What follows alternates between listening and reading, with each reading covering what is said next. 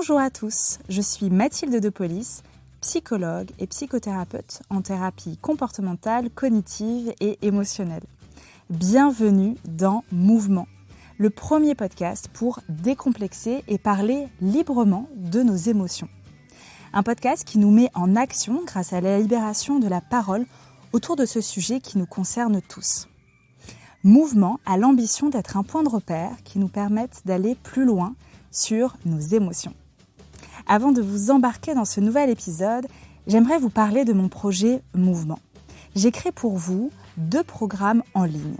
Mon objectif avec ces programmes est de vous aider à mieux identifier, comprendre et vivre avec vos émotions.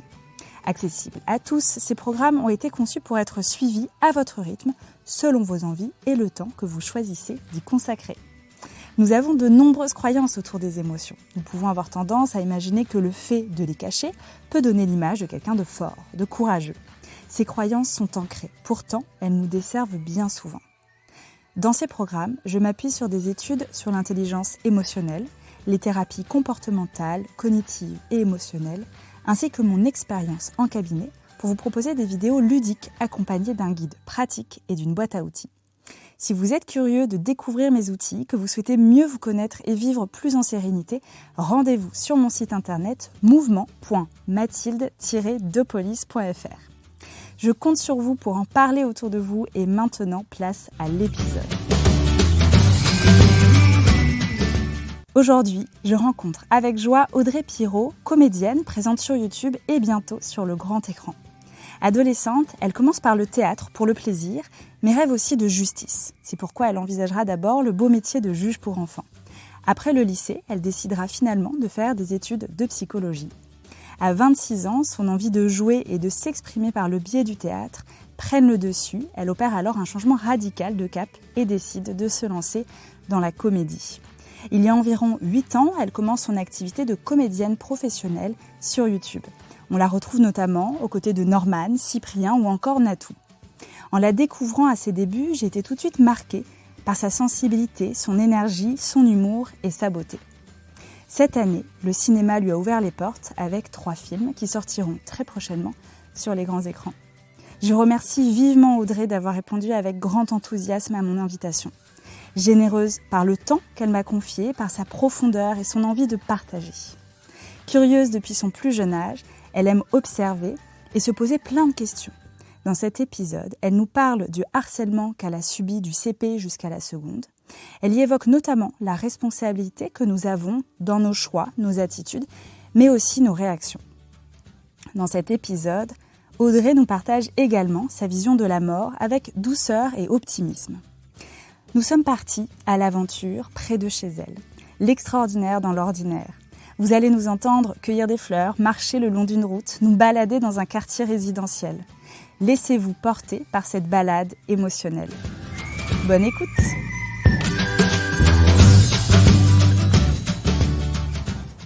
Bonjour Audrey. Bonjour Mathilde. Merci de m'accorder ce temps. Merci à toi de me l'offrir. Cette petite balade au bord de l'autoroute. Au bord de l'autoroute. Je te fais rêver. Et oui, c'est très paradoxal. Ouais. Entre gros camion et un esprit bucolique. Et oui, et petites framboises qu'on peut manger. Exactement, et qu'on vient de manger, qui sont délicieuses. On est au Pays Basque et on va parler d'émotions tout en marchant. Et ouais. J'ai une première question pour toi Audrey, qui n'est pas si simple que ça, parce que j'aimerais qu'on revienne à la petite Audrey. Quel souvenir tu as aujourd'hui de la petite Audrey par rapport à tes émotions? Tu vois, c'est marrant que tu commences par ça parce que je pense que quand tu veux te comprendre, effectivement, c'est vraiment un lieu qui est compliqué à aller. Qui est compliqué, vraiment. Pour moi, ça a été en tout cas, mais je crois que ça l'est un peu pour tout le monde en vrai. D'aller reconnaître cet enfant. Donc il y a un temps de l'enfance où tu vis ce que tu vis, et puis après un temps de l'adulte où tu comprends pourquoi tu as vécu ça et quels étaient un peu les tenants et les aboutissants de ce qui se passait à ce moment-là. Moi, j'ai un truc où je pense que ma tête tourne beaucoup depuis toujours, en question, en tentative de compréhension. avec une position aussi dans ma famille et une place que j'ai prise qui est d'écoute, de temporisation, de mise en lien, tu vois, au sein des membres de ma famille. Ok. Du coup, il y a quelque chose qui est assez adulte, très jeune, dans le fait de comprendre les autres, les émotions justement des autres, quelqu'un qui est triste, pourquoi il est triste, comment, tu vois, enfin voilà. Et ça, tu l'expliques dans ta place dans la fratrie ou sur ta personnalité? Non, je crois que c'est la personnalité pour le coup. Et du coup, je suis extrêmement sensible petite, tellement sensible que à l'école ça se passe pas bien. Je suis des enfants me harcèlent un petit peu, mais en fait en grandissant après je me dis mais en fait je me suis aussi laissée harceler parce que j'aurais pu dire non. Alors quelle est ma place au non, tu vois, il faut passer sur le côté. Quelle est ma Pourquoi est-ce que j'ai pas dit non? Pourquoi je me suis pas opposée? C'est très bizarre de pas s'opposer. Pourquoi j'ai accepté une situation qui me rendait à ce point-là mal? Et me rendait tellement mal que j'en avais des problèmes de ventre. Tous les matins, avant d'aller à l'école, je faisais un run de l'ascenseur aux toilettes pour après retourner à l'ascenseur et aller à l'école. Et tellement que j'avais tellement mal au ventre tout le temps que le jour où je fais une appendicite, ma mère ne se dit bah non, c'est comme d'hab, tu vois. Sauf qu'en fait, je pars avec mal au ventre le matin, la journée se passe, j'ai toujours mal au ventre, le soir je rentre. Entre-temps, j'ai un cours de piano, un cours de solfège et tout. Et vraiment, ma mère, à chaque fois, était là. Oui, mais Audrey, on sait, c'est parce que tu es stressée. Alors, tu respires un coup et puis maintenant, tu y vas. Et du coup, le soir, quand elle est venue me chercher, je lui ai dit non, mais là, par contre, j'ai encore mal. On est allé chez le médecin. Et le médecin, il a dit oui, par contre, il faut y aller avant que ça devienne une sorte de péritonite et tout. Et du coup, donc voilà, donc tu vois, en fait, très tournée vers l'autre, ce qui me protégeait de me tourner vers moi. Donc ça, c'était un peu le bénéfice secondaire de ce truc-là. Très sensible. Et très vite, je comprends aussi l'utilité de l'humour, que ce soit pour moi, pour communiquer avec les autres, ou même juste pour les autres. Donc en gros, tu vois, petite Audrey, un peu paumée quand même, qui cherche un peu sa place... tout en n'en prenant pas une non plus, un peu dans ses émotions, voilà. Et attends, je te prends cette fleur parce qu'en même temps, vous ne le voyez pas, mais je suis en train de faire un bouquet. Un très beau bouquet. Ah, on verra ça à la fin, mais en tout cas, un bouquet à Mathilde. Et donc voilà, donc c'est un peu, tu vois, une Audrey un peu comme ça, quoi. Et un peu tête pas dans la lune, mais un peu... Un peu ailleurs. Ouais, mais mais c'est bizarre, tu vois, c'est vraiment en fait un entre-deux. Et beaucoup de rire, et un peu de la colère aussi. Mais beaucoup de rire, beaucoup de joie quand même. T'es née en Charente? Non, je suis née à Paris.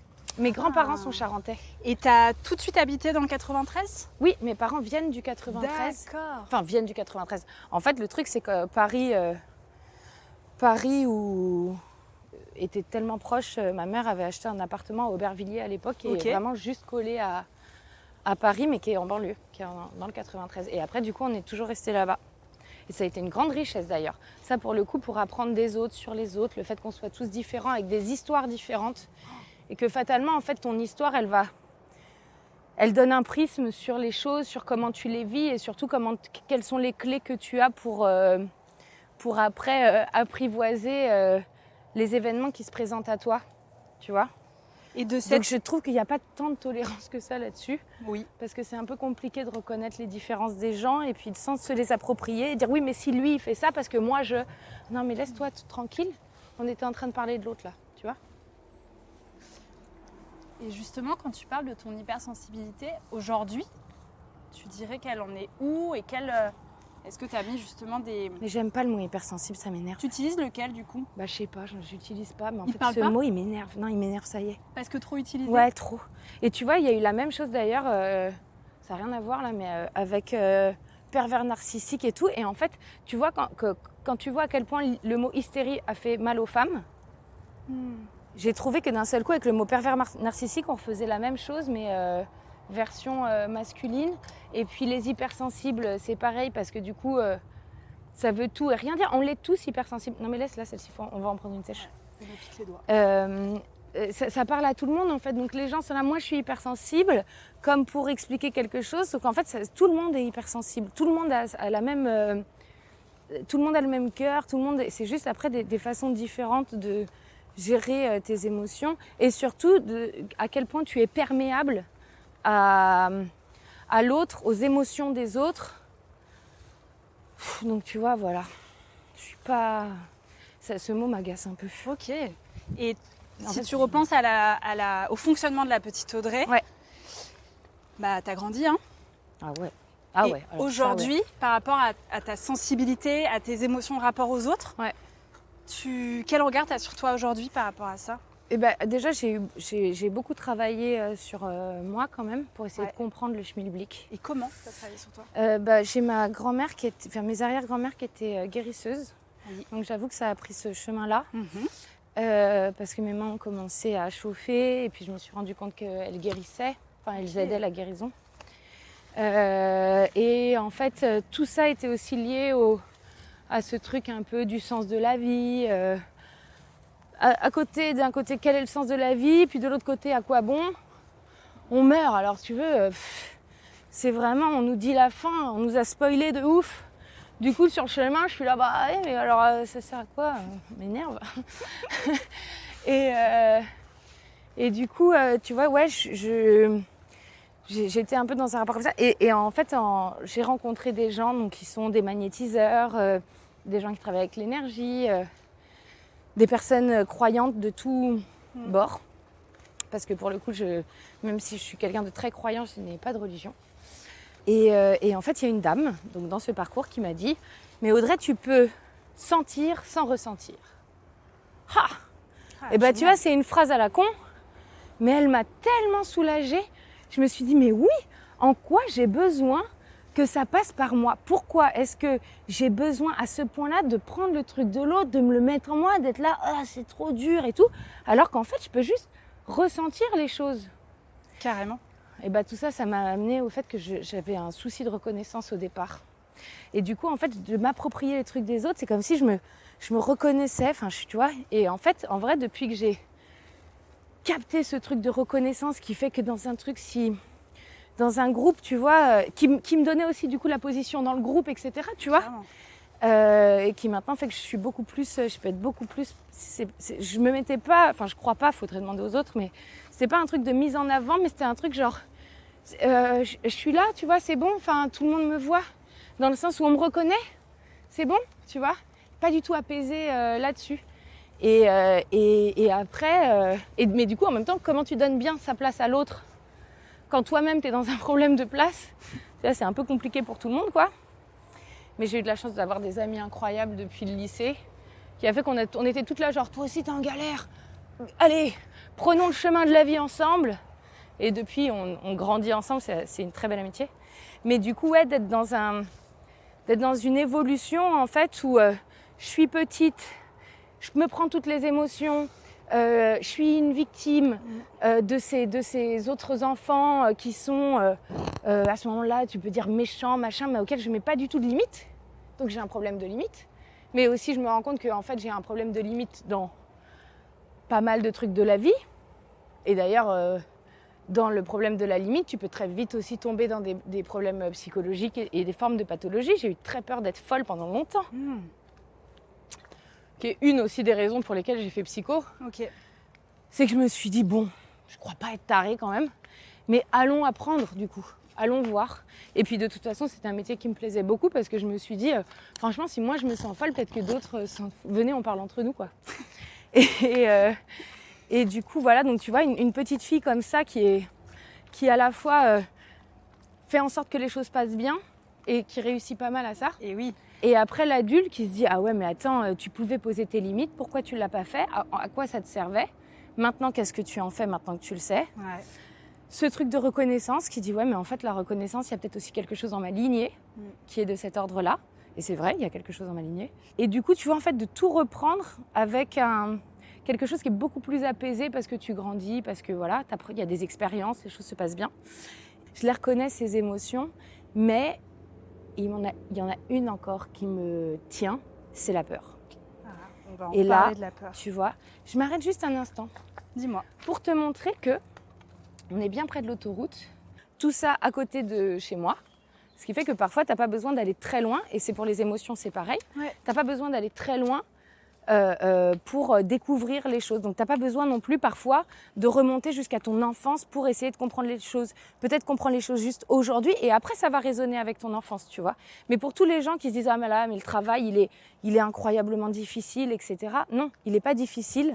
Si tu as envie de l'entamer et que tu apprends juste à te connaître et juste tu réponds à des questions sincères comme de quoi est-ce que je suis capable aujourd'hui, très honnêtement.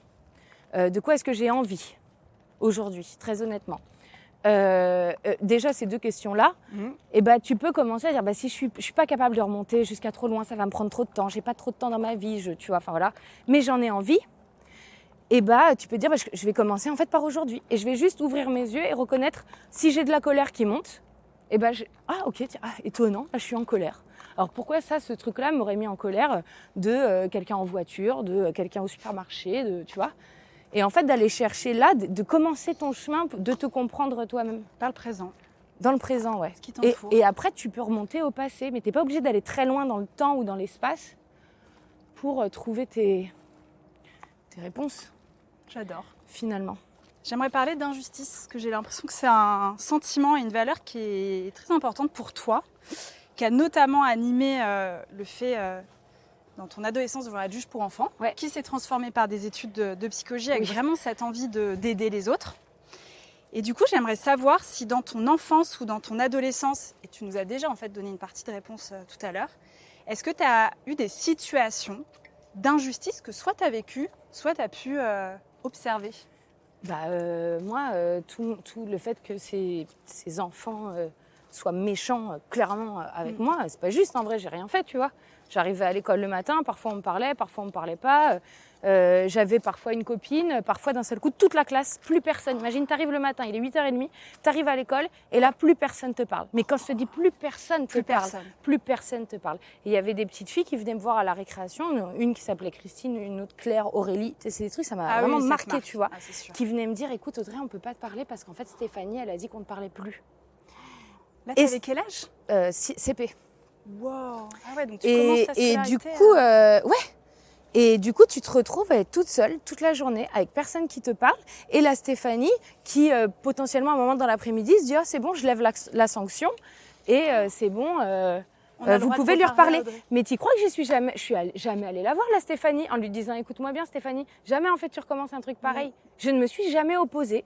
Jamais. C'était genre « Ah non, oh, flûte, personne me parle. » Alors maintenant, dans ma vie, je me dis « Mais... » Alors ça, tu vois, c'est pas quelque chose qu'on reproduit. S'il y a quelque chose qui te déplaît, manifeste-le. Tu vois, ça marche. Après, ça prend pas. C'est pas grave, mais au moins, manifeste-le. Au moins, t'as réagi. Ah ouais. Et alors, tu nous racontes ce qui s'est passé en CP et ça t'a quand même poursuivi assez longtemps, donc c'est un réel trauma. Mais ça s'est passé en CP, CE1, CE2, CM1. CM1, il y en a une autre. CM2, pareil. Là, j'ai une amie qui s'est opposée pour moi à cette autre petite fille qui lui a dit maintenant tu arrêtes. Okay. 6e, 5e, 4e, 3e, seconde. Je redouble ma seconde et quand je redouble ma seconde, je rencontre mes amis, l'histoire s'arrête. Okay. Mais sinon, ça m'a suivi tout au long de ma scolarité. Et pourtant, ce qui ressort aujourd'hui de toi, c'est énormément d'optimisme et je trouve pas le mot pour résumer ça, mais c'est l'amour des humains. On sent que tu as une confiance dans l'humain, que tu vois le bon dans l'humain. Ah ouais. Parce qu'en fait, tu vois, je trouve que c'est tellement difficile. C'est tellement difficile de vivre, en vrai, sous couvert d'un truc très simple, en fait. C'est juste qu'on s'est pris la tête peut-être à un moment donné. Mais tu vois, j'ai de la compassion énormément pour les gens parce que même quelqu'un qui est méchant, quelqu'un qui est pas bien. Là où j'ai plus de mal, c'est dès que c'est des gens où tu préviens une fois, 2 fois, 3 fois et que la personne continue. Et vu que j'ai une forme de violence quand même qui est en moi, ça peut mener à des mouvements qui me dit « Ah, tu as de la violence en toi, Audrey ?» Je suis là « Ouais, j'ai de la violence, je le sais. » Voilà, donc c'est le point encore où j'ai beaucoup de compassion jusqu'à une certaine limite où là, je vois plus le mal chez l'humain et je me dis faudrait pas que ça gagne quand même. Ouais. Tu vois, faudrait pas que ça gangrène cette histoire. Et je pense à pas mal de patients ou d'anciens patients, ou j'ai même envie de dire des personnes que j'ai pu rencontrer dans ma vie, qu'on va qualifier de pessimistes, pour le dire rapidement. Et du coup, j'aimerais que tu nous partages ton expérience d'optimisme et d'amour dans les gens jusqu'à une certaine limite.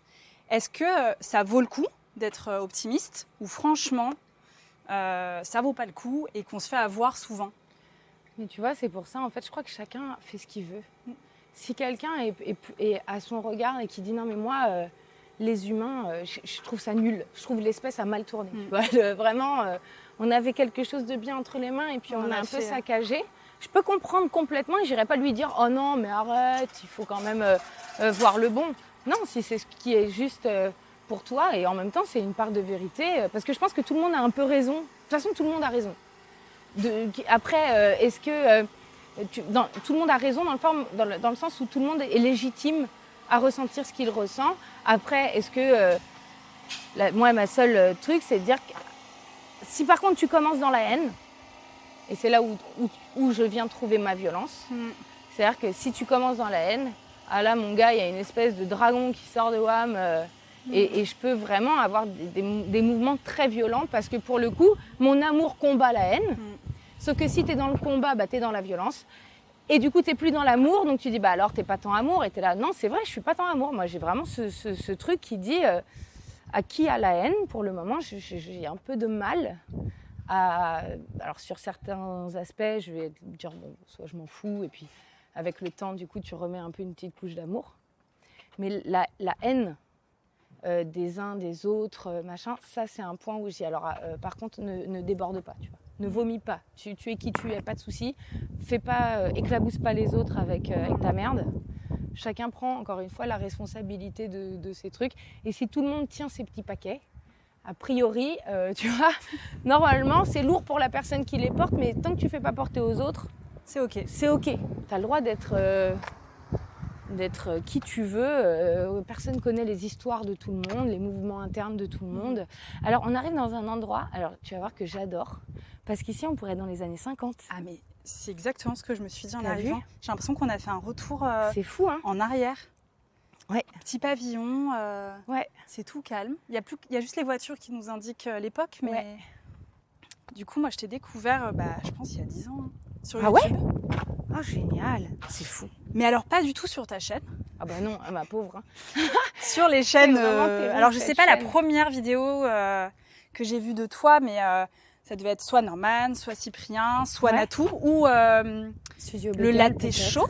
Ou après le latte chaud, ouais. On a fait Good Monique aussi, entre-temps. Donc, en fait... alors, tu en as parlé justement juste avant que la peur, c'était l'émotion qui pouvait te poser encore souci aujourd'hui. Ouais. Alors, je fais un lien. C'est ton dos. Ah, c'est là vraiment, Donc, moi, je vais utiliser cette porte, mais il y a peut-être d'autres portes. La peur, justement, de créer du contenu sur ta propre chaîne. Ouais. Parce qu'il y a notamment l'importance de faire du sens, de raconter quelque chose, d'apporter quelque chose. Ouais. J'aimerais savoir où en est ta peur par rapport à tout ça. Aujourd'hui, ce que tu en fais, ce que tu en as fait Déjà, je me suis rendu compte que c'était un gros mensonge à moi-même que de dire « ouais, mais c'est en fait parce que tu vois, si les gens, ça leur plaît pas » et qu'en gros, du coup, c'est comme si dire « ouais, mais tu vois, le regard des gens, en fait, ça me fait peur ». Alors, c'est une partie de vrai qui cache la vraie vérité. Non, vraiment. C'est toi à toi, ton regard sur toi fait que tu as peur de te décevoir toi et par ricochet du coup les autres et après du coup tu responsabilises les autres alors qu'en vrai c'est toi le premier truc, tu vois. Donc tu as peur de te décevoir. J'ai peur de me décevoir sur le chemin, de me dire et de me rendre compte en fait que je suis pas capable. Ok. Et en vrai, il y a une partie de moi qui dit mais arrête, t'es capable en fait. Mais par contre, si tu veux le faire, il faut que tu mettes en place des choses. Et après, il y a la flemme qui débarque, qui dit oh, mais du coup, à quoi bon ? Et j'ai ce truc maintenant de dire voilà, en fait, Audrey, tu t'es raconté, c'est en ça que je me disais que ça pouvait pas être les autres en vrai le problème, parce que les autres se sont tellement manifestés positivement que je trouvais ça terrible de leur laisser la responsabilité, de dire non, mais c'est vraiment parce que votre regard me fait peur. Non, c'est ton regard sur toi qui te fait peur. Laisse les autres là où ils sont, eux ils sont bien, ils t'ont rien demandé, tu vois. Et du coup ouais, ça me demande en fait du temps et du travail et Et la créativité sur des choses simples ne me pose pas de problème. Sur des choses plus complexes, qui est l'écriture, raconter des trucs avec vraiment un schéma narratif, etc., demande un travail, une concentration. Du temps. Et je ne suis pas très bonne sur les tâches longues qui demandent un grand temps. J'ai une facilité d'abandonner les choses parce que ça me saoule, parce que en fait je lève le nez puis je trouve une autre truc ailleurs. Je ne suis pas très téméraire. Et ça, c'est un gros truc sur lequel je travaille.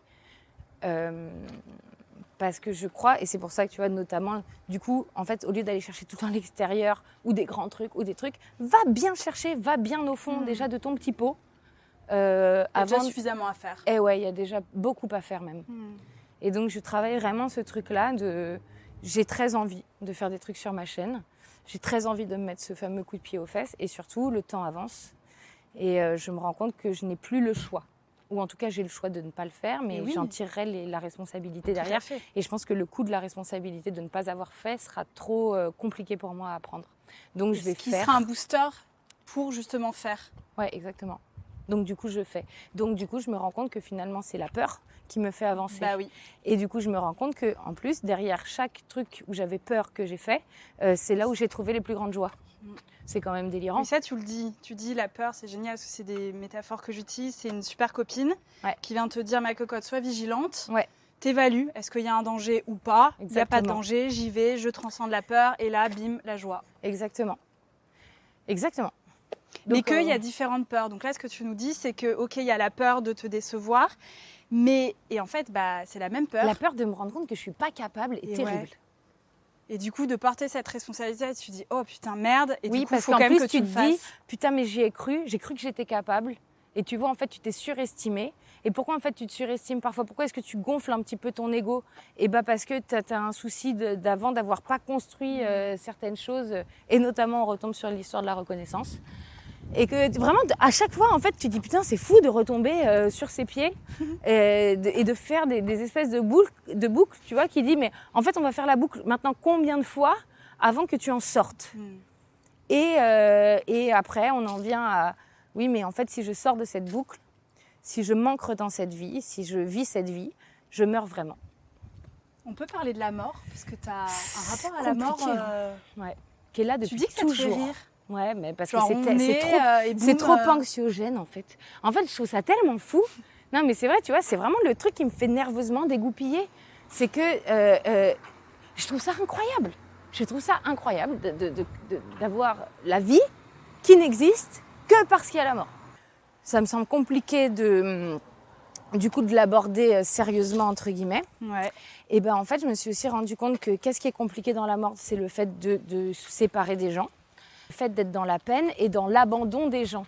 Mais si j'ai peur de l'abandon, c'est parce que je sais ce que c'est, parce que je suis moi-même capable d'abandonner.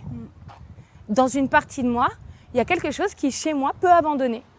Si j'ai pas peur d'abandonner, en fait, l'abandon n'existe pas. N'existe autour de toi que ce que tu sais ou ce que tu vis. Tout le reste, si je regarde pas quelque chose, il n'existe pas, tu vois. Si je regarde pas ce bâtiment, il n'existe pas. Non, mais c'est vrai. La mort me parle plus de la vie parce que, pareil, de choses que j'ai expérimentées mais qui sont du coup de ma vision à moi, absolument pas une vérité. Je n'irai jamais prêcher pour ce truc-là. Mais je pense vraiment qu'il y a quelque chose après, que c'est très doux. Quand tu t'es libéré de certaines choses dans ta vie matérielle. Et qu'en fait, cet après est pas du tout flippant. Pas du tout flippant. Que je pense qu'en fait, on vit le plus flippant là, mais pas du tout après. Genre déjà, la naissance, moi, c'est quelque chose qui me fascine, tu vois. La naissance, t'es dans le vagin, t'es dans un ventre, genre 9 mois. D'un seul coup, fou, ça se contracte. Ça, tu sors, dilatation, palpitation. On te coupe le cordon, poumon qui se décolle. Pardon, mais en fait, t'as vécu le pire. Non, mais t'as vécu le pire dans ta life. Ça y est, c'est passé. Le pire est déjà derrière toi. T'es né, c'est derrière. Tu parles beaucoup d'énergie et je crois que tu utilises le terme sorcière, non? Ouais. Tu as un côté très spirituel. Tu nous parlais avec justement le côté ta grand-mère, le magnétisme que tu peux avoir dans tes mains, que tu as découvert du coup plutôt tôt. Quel est ton lien à la spiritualité aujourd'hui et qu'est-ce que ça t'apporte dans ton quotidien Ouais, dans ton Ça quotidien. m'a apporté beaucoup de sérénité déjà, énormément de sérénité. Ça m'a fait travailler la peur parce que j'entends des choses parfois et que ça me fait très peur. Genre, tu vois, tous ceux qui ont cette ouverture pour voir des âmes, des âmes, des guides, exactement. des... C'est quelque chose où je me dis, waouh. Donc ouais, donc la spiritualité m'a apporté la sérénité, travailler ma peur, mon rapport à la mort. Ouais. Le fait de devoir absolument m'ancrer dans cette vie. Et ça m'a montré que du coup, je n'étais pas tellement ancrée. Okay. Que c'était pas, tu vois, la matière était quelque chose qui était compliqué pour moi à manier. On arrive bientôt à la fin de cette balade émotionnelle. C'était joli, merci. Merci à toi, de ta confiance, de ton temps, de tout ce que tu nous as partagé. Et j'aimerais savoir si là, dans ce que tu as cheminé, déposé aujourd'hui, est-ce qu'il y a quelque chose qui t'a marqué dans ce que tu as pu nous partager ? Je suis tellement contente justement de plus être en prise au vent de mes émotions, parce que sinon tu es tout le temps en train de te courir après, tu vois.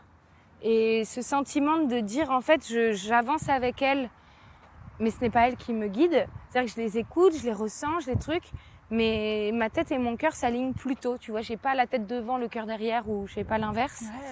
Ouais. J'avance. Et tu sais que c'est un chemin. Ah ouais. La métaphore que tu faisais tout à l'heure, parce qu'on passait sur un joli chemin, mais qui est à côté de l'autoroute avec beaucoup de bruit. Tu faisais cette métaphore avec l'émotion. En effet, ça peut faire du bruit, ça gronde, mais on sait qu'à un moment donné, ça va se calmer. Ouais. Et pourtant, l'autoroute, elle est toujours là. Ouais. Mais ça nous a. Elle n'a pas bougé, elle. Elle n'a pas bougé. Exactement. Ouais. Et surtout que je vais en avoir besoin de l'autoroute. Et oui. Tu vois. Donc, il y a une utilité. Donc ouais, il y a vraiment ce truc mais en tout cas, de partager juste des expériences et de dire si mon expérience peut résonner dans le cœur et la tête de quelqu'un, alors oui, ça vaut le coup de la partager. Moi, c'est de me dire, en fait, tu es quelqu'un de sensible. C'est le propre même de notre espèce. C'est d'avoir suffisamment d'espace intellectuel pour mobiliser toutes ces émotions. Avoir la chance de ressentir la joie, avoir la chance de ressentir la peine, la tristesse, la déception qui en fait nourrit la fierté, que tout est lié, qu'il y a pas, les émotions en vrai ne sont pas négatives, les pauvres. Pourquoi est-ce qu'elles seraient négatives? Parce que ça te fait de la peine, parce qu'en fait, du coup oui, tu n'as pas ce que tu veux, alors du coup tu es frustré. Eh bien, travaille plus, laisse-toi du temps, crois en toi. Continue, revois ta notion de succès, revois les choses qui te rendent heureux, regarde plus petit. Peut-être que en fait tu vas tellement vite que tu regardes trop loin, mais oui, trop loin, tu as toujours l'impression que c'est inaccessible. Et puis une fois que du coup tu es trop loin, tu n'as même pas profité du chemin et tu arrives en vacances et tu dis ouais, bah je sais pas, en fait c'est pas ouf, tu vois. Tu sais, il y a plein de gens, ou même moi, ça a pu m'arriver d'arriver en vacances, faire un voyage incroyable, puis d'arriver et faire ah ouais, ok. Bon, du coup, tu vois, et de dire, ben, en fait, on va à la plage. Bah oui, mais si tu voulais juste aller à la plage, en fait, on avait une à côté de chez toi, tu vois. Donc, du coup, voilà, de se dire que on a le temps de prendre la mesure de ces émotions, de ce qu'elles viennent nous dire, et que si on a envie de travailler à être une espèce qui évolue dans le bon sens, de s'apporter déjà à soi et de se dire qu'est-ce qui demain pourrait me rendre mieux et que je peux dès aujourd'hui noter et commencer à amorcer et après être dans l'action tout le temps. C'est-à-dire que être dans ta tête, être dans c'est ah ouais mais parce qu'en fait tu vois je crois que parce que lui il pense que et que ça dit que, ou être dans tes émotions de dire ouais mais moi j'ai peur, etc. Tais-toi. Ton cœur, merci, on en reparlera plus tard. Ta tête, c'est très gentil aussi de t'être manifestée, mais voilà. Maintenant, tes deux mains, tes deux pieds, qu'est-ce que tu fais? Tu vois, et c'est pour ça que je trouve ça génial ton podcast et là le fait de marcher, parce que c'est ça aussi. Si dans ta vie tu te sens complètement un peu démuni, un peu truc, putain, mets tes baskets, sors, va marcher.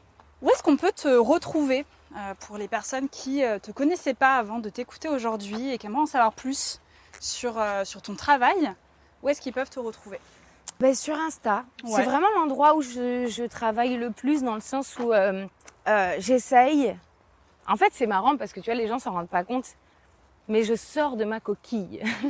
À petite échelle, c'est vraiment, tu vois le bout du bec, mais j'essaye déjà, tu vois, dans mes stories, d'essayer de construire des trucs un peu marrants, de partager une vision de la vie, de aussi dire aux gens, vous n'êtes pas tout seul. Ne vous inquiétez pas. Ce que vous traversez, d'autres le traversent. En ce moment même. En ce moment même. L'ont traversé avant, s'en sont sortis. Donc, on n'est pas tout seul. Donc, ouais, Insta, après, il y a toujours des vidéos sur Internet. Ouais.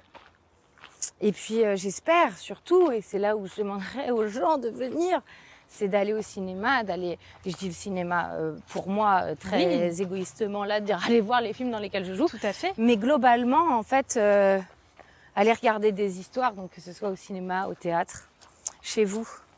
Ouais. Peu importe, regardez ce que les gens créent en général. Voilà. Super. Mais ouais, c'est sur Insta surtout.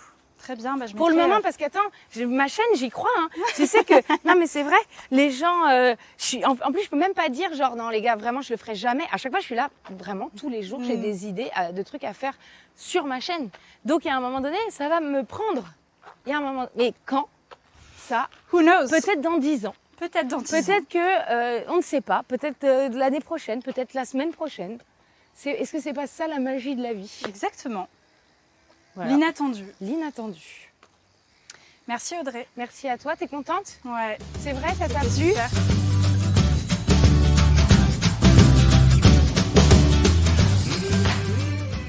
Merci d'avoir écouté cet échange avec Audrey Pirot.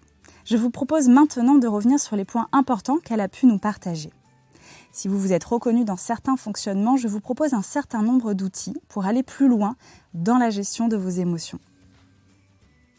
Audrey nous partage le harcèlement qu'elle aura subi du CP jusqu'à la seconde. Adulte, nous avons tendance à minimiser ces actes dans la mesure où ce ne sont que des enfants. Et pourtant, cela peut provoquer chez certains des traumatismes durables qui laissent des marques et empêchent d'avancer.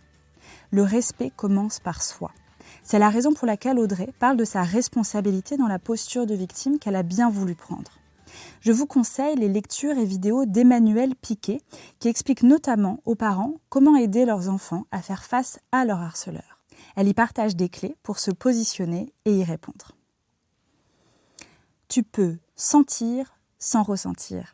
Je pense à toutes les personnes très empathiques qui nous écoutent, qui peuvent avoir tendance à se laisser envahir par les émotions des autres. Je trouve cette phrase forte. Nous pouvons sentir, mettre des mots, identifier les émotions des autres, sans nous-mêmes les ressentir. Afin d'aller plus loin, je vous invite à écrire régulièrement afin de poser vos ressentis. L'écriture est un outil formidable qui nous permet de prendre de la distance et de mieux se comprendre. Pour les personnes très empathiques, cela peut notamment dissocier vos sensations des ressentis qui ne vous appartiennent pas. Audrey revient sur cette idée reçue que de faire un travail sur soi signifie forcément d'aller chercher loin dans notre passé. Eh bien non. Sachez que ce n'est pas toujours le cas. Déstigmatisons cette image. Rendons plus accessible le travail chez le psychologue. Audrey compare ainsi les séances chez un psychologue à notre balade. Pas besoin d'aller à 1000 km pour vivre l'aventure et apprendre des choses sur soi. Dans notre cas, il n'a fallu que 15 minutes de marche pour découvrir de jolis endroits.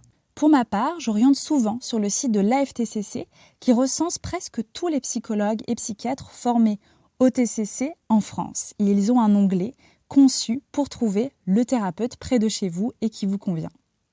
J'espère que ces outils vous auront aidé, que cet épisode vous aura plu, que vous aurez appris des choses et que cela vous aura donné envie de vous mettre en mouvement. J'espère que ces outils vous auront aidé, que cet épisode vous aura plu, que vous aurez appris des choses et que cela vous aura donné envie de vous mettre en mouvement. Un grand merci à Audrey Pirot. Vous pouvez d'ores et déjà la retrouver sur Instagram et très bientôt au cinéma. Comme toujours, je vous partage tous les liens utiles dans la description du podcast. On se retrouve très vite pour un nouvel épisode.